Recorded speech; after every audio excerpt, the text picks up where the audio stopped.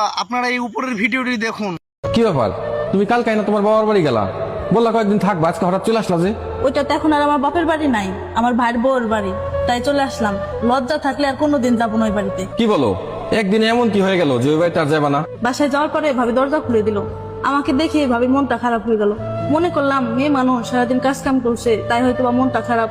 সারাদিন আর আমার সাথে কথা বললো না। রাত্রে ভাই বাসায় আইছে, ভাইয়ের সাথে খুব মেজাজ দেখাইতেছে। কেন, ভাই ভাবির মধ্যে আবার কি ঝামেলা হয়েছিল? বলতে পারি না। ভাবি খেয়ে শুয়ে পড়ছিল, ভাই ভাত বেড়ে আমাকে ডাকলো, আমি ভাই বাচ্চারা একসাথে খেলাম। ভাবিকে ডাকলাম, ভাবি আসলো না, কথাও বললো না। কিছুক্ষণ পরে আমি ঘুম থেকে উঠে ভাবির রুমের পাশ দিয়ে ওয়াশরুমে যাচ্ছিলাম, দেখলাম ভাবি ভাইয়ের সাথে খুব মেজাজ দেখাচ্ছে, খুব খারাপ খারাপ কথা বলতেছে। বলছে তোর বোন এই বাড়িতে আসছে কেন, তোর ভাগনা ভাগ্নি এই বাড়িতে আসছে কেন, তোর ভাগনা ভাগ্নি যে সুপার পর উঠে লাফালাফি করতেছে, জানে এই সুপার দাম কত?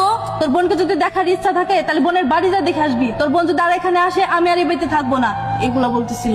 এসব কথা শোনার পরে আমি মেনে নিলাম এবার তার আমি আর থাকবো না। চিন্তা করলাম ভাই ভাবি সংসারে ঝামেলা বাড়িয়ে লাভ নাই, তাই চলে আসলাম। একটা কথা ভেবে খারাপ লাগে জানো, যে বাড়িতে আমি ছোট থেকে বড় হইলাম সেই বাড়িতে আমার কোনো মূল্যই নাই। বাড়ির সবার ছোট ছিলাম আমি, সবাই খুব আদর করতো। এখন সেই বাড়িতে আমার কোনো অস্তিত্বই নেই, সব এখন ভাবির ইশারায় চলে। মন খারাপ করো না, আমি আছি তো।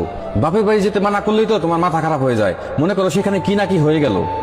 আজকে আমি বুঝতে পারলাম একটা মেয়ের সুখ শান্তি জান্নাতি হচ্ছে স্বামীর সংসার। স্বামীর সংসারের মতন শান্তি পৃথিবীতে আর কোথাও মিলে না।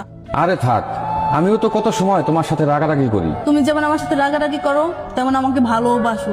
অসুস্থ হলে আমাকে সেবা করো, আমার যখন যা লাগে তুমি তাই এনে দাও। তাই আজকে আমি একটা কথা বুঝতে পারলাম, স্বামী ধনী হোক বা গরিব হোক, স্বামীর সংসারই হচ্ছে একটা মেয়ের প্রকৃত জান্নাত। এই পৃথিবীতে স্বামীর মতন কেউ ভালোবাসবে না, স্বামীর মতন কেউ দায়িত্ব নেবে না। আজকে এই কথাটা আমি ভালো মতন বুঝতে পারছি। বন্ধুরা ভিডিওটি আপনাদের কেমন লাগলো অবশ্যই আপনাদের মতামত কমেন্ট বক্সে জানাবেন, এবং ভিডিওটি ভালো লাগলে আপনার বন্ধুদের দেখা সুযোগ করে দেবেন। দেখা হচ্ছে এর পরের ভিডিও।